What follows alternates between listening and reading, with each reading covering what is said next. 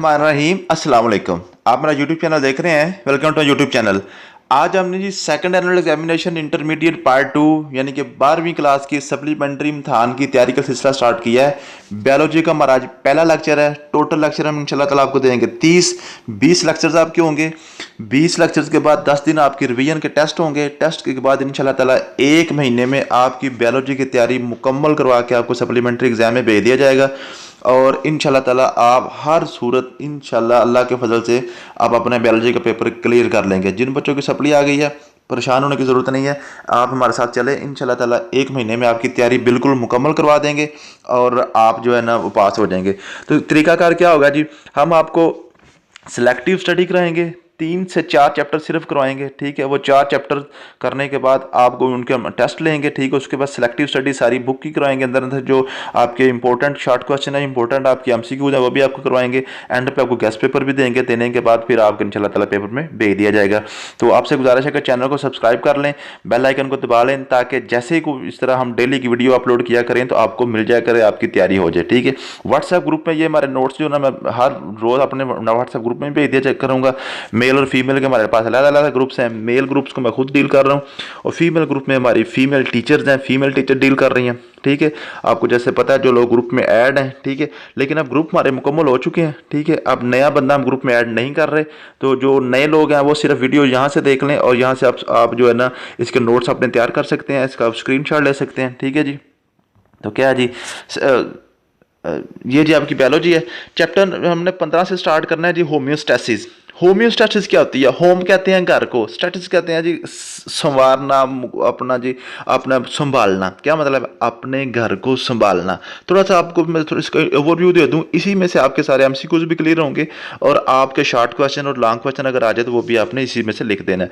अपने घर को संभालना क्या मतलब है? इंसान है ना, कोई भी जानदार चीज़ है, उसके जो अपने इंटरनल सिस्टम है ना उसको मेंटेन रखना होम्योस्टेसिस कहलाता है। क्या मतलब है? बाहर गर्मी आ जाए ना, फॉर एग्जाम्पल इंसान का अंदर टेम्परेचर कितना है, 37 डिग्री सेंटीग्रेड रहता है ना, तो उसने 37 ही रहना है, उसने 37 ही रहना है। क्या मतलब है? कि उसने अपना इंटरनल सिस्टम मेंटेन रखना है। बाहर जो सर्दी आए, गर्मी आए, कुछ आए, उसने क्या करना है? अपना जो इंटरनल सिस्टम है उसको मेंटेन रखना होता है। कैसे? बाहर गर्मी बहुत ज़्यादा आ जाती है ना, तो इंसान के जल्द ऊपर से क्या हो जाती है? गर्म हो जाती है। तो इंसान का जिस्म क्या करता है? अंदर से पानी छोड़ना शुरू कर देता है, उसको हम पसीना कहते हैं। उसको जल्द को फिर ठंडा कर लेता है खुद ही। उसने अपना टेम्परेचर बरकरार रखना है। इसी तरह इंसान के अंदर जो वाटर है ना, पानी है ना, पानी का एक लेवल है और उसने अपना लेवल बरकरार रखना है बॉडी ने, ठीक है। जैसे ही आपको पानी का लेवल कम होता है, आपको थर्स्ट लग जाती है, आपको प्यास लग जाती है, जिसम कहता है जी पानी पिए, ठीक है। अगर अब पानी आपके अंदर ज़्यादा हो जाता है, कुछ तरह का हो जाता है, तो क्या होता है? आपको यूरिन आ जाता है, वो वहाँ से निकल जाता है जिस्म से। इसी तरह आपकी ब्लड फ्लो है, ठीक है। ब्लड आपका जो है ना, उसका जो ब्लड प्रेशर है 80 और 120 रहना है ना, 80/120 यही रहता है ना। तो बाहर जो मर्जी होता है फिर आपका, अगर आप नॉर्मल हैं तो आपका ब्लड प्रेशर भी सेम रहता है। बाहर के एनवायरनमेंट के मुताबिक अंदर चेंजेस आती रहती हैं, ठीक है। जिस्म के अंदर चेंज आती रहती है, तो अपनी अंदर वो चेंज कर करा के, लेकिन अपना वो अपना माहौल जो है ना अंदर का वो बिल्कुल ठीक रखता है। तो ये क्या जी, protection of internal environment of an organism from the harmful fluctuation of external environment is termed as homeostasis. क्या मतलब है? बाहर के हालात के मुताबिक अंदर के हालात को दुरुस्त करना, अपने अंदर के हालात को मेंटेन रखना, ये आपको होम्योस्टैसिस कहलाता है। क्या मतलब है जी? Maintenance of internal environment of an organism nearly constant. क्या मतलब है?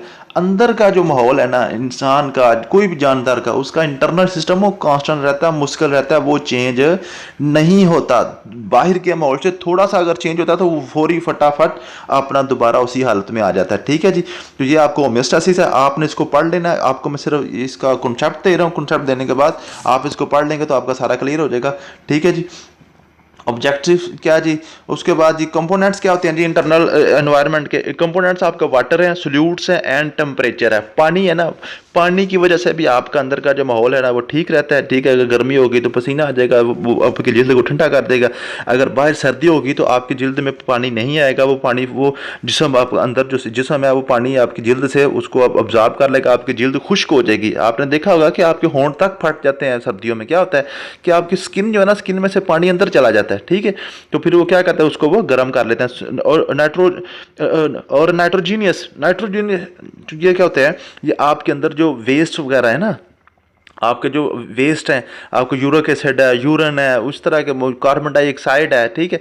इन्हीं चीज़ों को भी जिसम ने अपने अंदर जो उनकी मिकदार है ना वो उसको मेंटेन रखना होता है, कांस्टेंट रखना होता है, ठीक है जी। और उसके बाद आपका टेम्परेचर है, टेम्परेचर को भी जिसम ने बरकरार रखना होता है। टेम्परेचर बढ़ता नहीं, अगर बढ़े या कम हो जाए तो उसका क्या होता है, इंसान बीमार हो जाता है, ठीक है। तो उसको टेम्परेचर बाहर के माहौल के मुताबिक उसने बिल्कुल ठीक रखना होता है जिसम ने, ठीक है।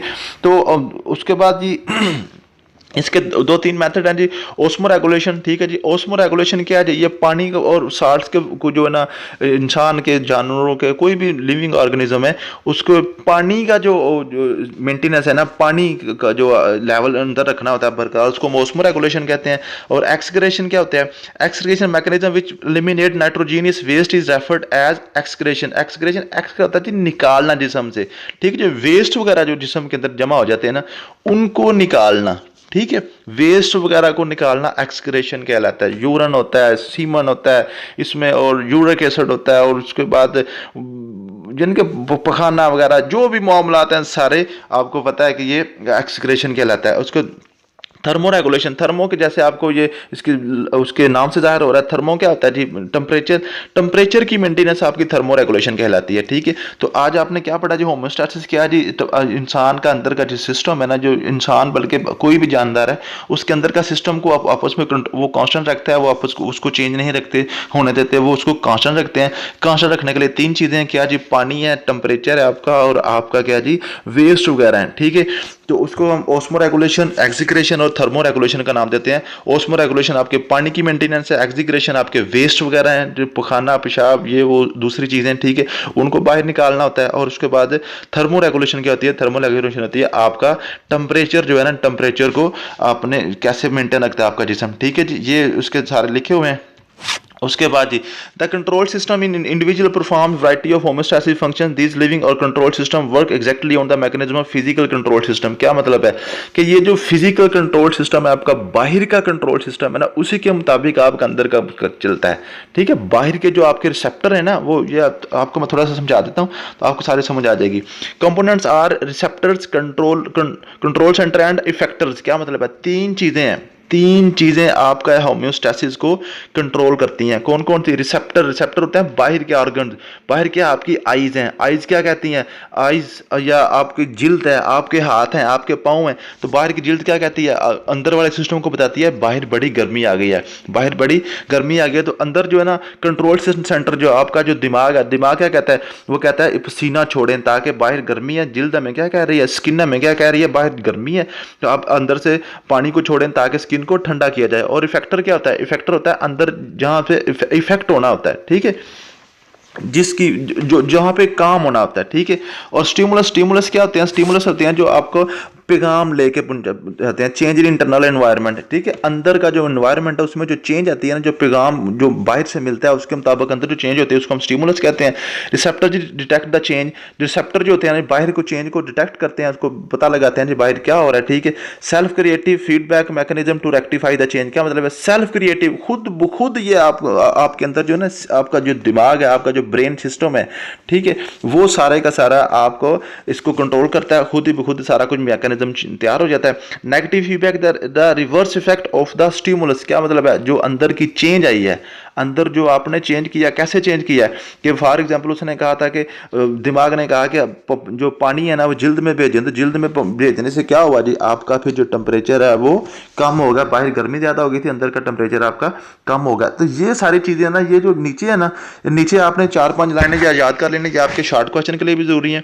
वो पूछ सकता है स्टिमुलस की डिफाइन करें, रिसेप्टर को डिफाइन करें, नेगेटिव फीडबैक क्या होता है, कंपोनेंट्स जो है ना आपके होम्योस्टैसिस के कंपोनेंट कौन कौन से होते हैं, ये आपने याद याद कर लेना है इंशाल्लाह, ये बड़े इंपॉर्टेंट है पेपर के वाले से। उसके बाद आपने ये थर्मो रेगुलेशन, एक्सीक्रेशन और ओस्मो रेगुलेशन, इसकी डेफिनेशन आपने पक्की याद कर लेनी है, ठीक है।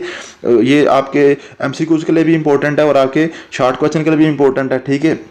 होम्योस्टैसिस की डेफिनेशन याद कर लेनी है। और ये सारा भी अगर आपको सीधा भी पूछ लेता है तो आप होम्योस्टैसिस की डेफिनेशन लिखें, उसके बाद ये थोड़ा सा इसको एक्सप्लेन करके ओस्मो रेगुलेशन की डेफिनेशन लिखते हैं, एक्सीक्रेशन की लिखते हैं, थर्मो रेगुलेशन की लिखते हैं, स्टिमुलस की, रिसेप्टर की, ये सारी चीज़ें आप पॉइंट बना के लिख देंगे ना तो आपको नंबर मिल जाएंगे, ठीक है जी। तो ये आज का टॉपिक आपको होम्योस्टैसिस का, इसमें आपके शॉर्ट क्वेश्चन भी क्लियर हो गए, एमसीक्यूज भी क्लियर हो गए और आपका लॉन्ग क्वेश्चन भी क्लियर हो जाएगा। थैंक यू सो मच, मिलते हैं नेक्स्ट वीडियो में। अल्लाह हाफिज़।